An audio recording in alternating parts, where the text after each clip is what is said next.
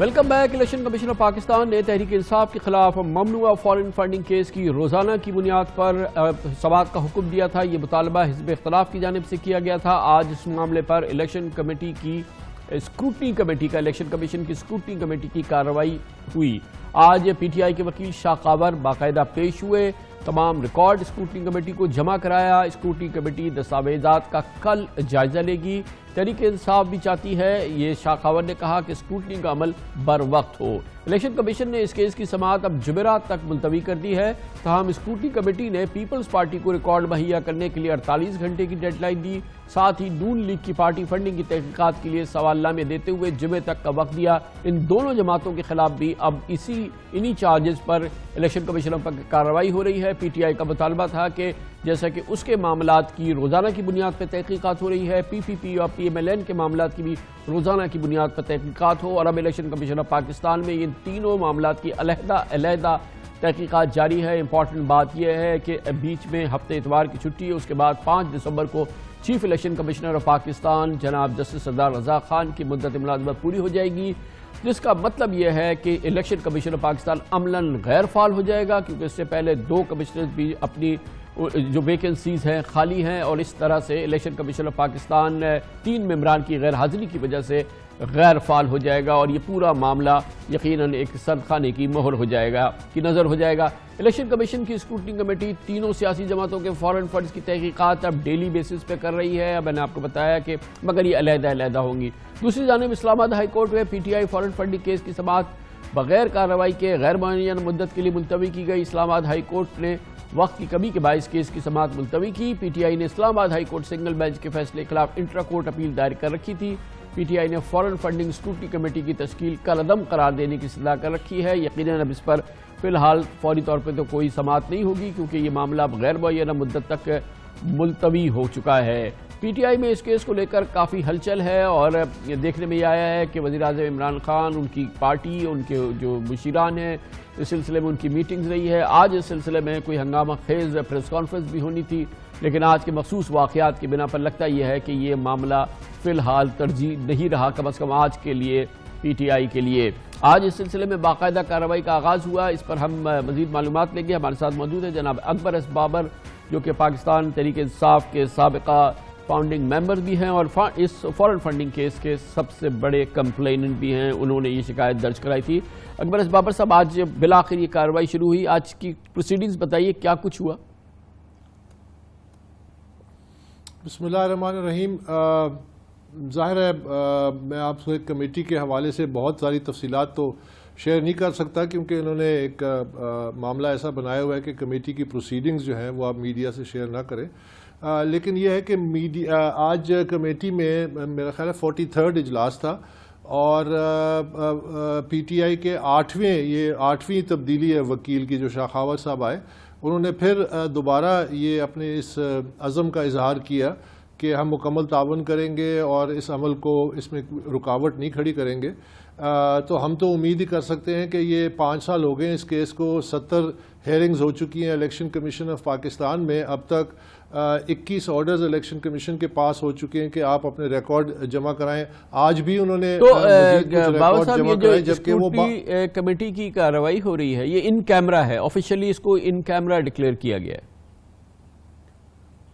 جی بالکل ایسے ہی ہے، اس کو ان کیمرہ، ہماری یہ خواہش ہے کہ یہ تمام معاملات عوام کے سامنے رکھے جائیں۔ اور میں آپ کو بتاتا چلوں کہ دلچسپ بات کہ مثلا اسٹیٹ بینک کو جب خط لکھے گئے جولائی میں، انہی کمیٹی کے ذریعے سے الیکشن کمیشن نے خط لکھے، تو 23 بینک اکاؤنٹس الیکشن کمیشن میں جمع ہوئے، جبکہ 8 بینک اکاؤنٹس پاکستان تحریک انصاف نے اپنے آڈٹ رپورٹس میں ظاہر کیے ہیں۔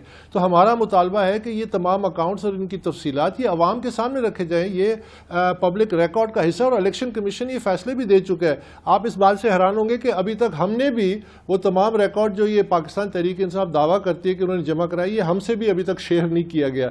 تو بہرحال ہم امید کرتے ہیں کہ کمیٹی نے اب یہ کل کا دن اپنے لیے مختص کیا ہے کہ کل وہ خود اپنے معاملات کو دیکھیں گے اور اس عمل کا جائزہ لیں گے. اس کے بعد پرسوں انہوں نے ہمیں دوبارہ بلایا.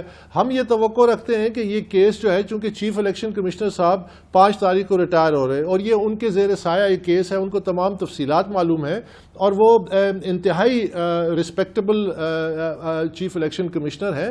ہم سمجھتے ہیں کہ یہ اب وقت کا تقاضا ہے کہ اس کا دوسرے کیسز سے اس لیے کوئی تعلق نہیں ہے کہ نیچر آف ایویڈنس جو ہے وہ مختلف ہے, مگر ہر کیس کا اپنا نیچر آف ایویڈنس ہوتا ہے. At the same time Babar صاحب, آپ کی ظاہر کہ 5 سال سے یہ کیس چل رہا ہے اور اب بالکل فیگ اینڈ پر ہے, جیسے آپ نے بتایا چیف الیکشن کمشنر کی ریٹائرمنٹ ہے. ہم سیٹرڈے سنڈے کی اگر چھٹیاں نکال دیں تو ہم تو 2-4-5 دن کی بات کر رہے ہیں. اس دوران الیکشن کمیشن نے اپنے اوپر یہ بھی ذمہ داری لے لی ہے کہ وہ پی ایم ایل این کی بھی انویسٹیگیٹ کرے گی اور پھر وہ پی پی پی کی بھی فنڈنگ کو انویسٹیگیٹ کرے گی. اس کے نوٹسز ہو گئے ہیں, اس کا بھی مٹیریل مانگ لیا ہے. تو یہ ٹال آرڈر نہیں ہے اس الیکشن کمیشن کے لیے جو 5 سال میں اس کا فیصلہ نہیں کر سکا. اب 3-4 دن کے اندر 5 سماعتوں کے اندر اس معاملے کا فیصلہ کر لے. دیکھیے معاملہ تو بڑا سمپل ہے کامران صاحب, آپ بھی ماشاءاللہ ایک پروفیشنل ہیں, آپ کو بھی دیکھیں گے کہ اگر ایک ڈاکیومنٹس جو ہیں وہ تمام موجود ہیں, بینک سٹیٹمنٹس موجود ہیں, ہمارے ایویڈنسز موجود ہیں, 2-3 اس کی والیومز ہیں, اس کو اگر آڈیٹرز کو آپ کل بٹھائیے تو وہ کل شام تک آپ کو ایک ڈیٹیلڈ رپورٹ آپ کے سامنے رکھ دیں گے کہ یہ اکاؤنٹس ہیں, یہ پیسہ ہے, یہ ڈسکلوزڈ ہے, یہ ڈسکلوز نہیں ہے, ان لوگوں نے آپریٹ کیا, یہ ان کی آڈٹ رپورٹس ہیں. تو یہ کوئی اتنا بڑا کمپلیکیٹڈ ایشو نہیں ہے, اس کو کمپلیکیٹڈ بنایا گیا ہے. اب دیکھیں نا, اگر 43rd اجلاس ہے کمیٹی کا, انیشل مینڈیٹ کمیٹی کی مارچ میں 1 مہینے تھی, پھر 2 مہینے ایکسٹینڈ کیا, پھر انڈیفینٹ پیریڈ, اور پھر اس سے اہم ترین بات یہ ہے کہ الیکشن کمیشن 10 اکتوبر کو جب پی ٹی آئی کے 4 اپلیکیشنز کو ریجیکٹ کرتا ہے تو وہ فیصلے میں کیا لکھتا ہے کہ ہسٹوریکل ابیوز آف لا ہوا ہے ٹو ڈیلے دا پروسیس.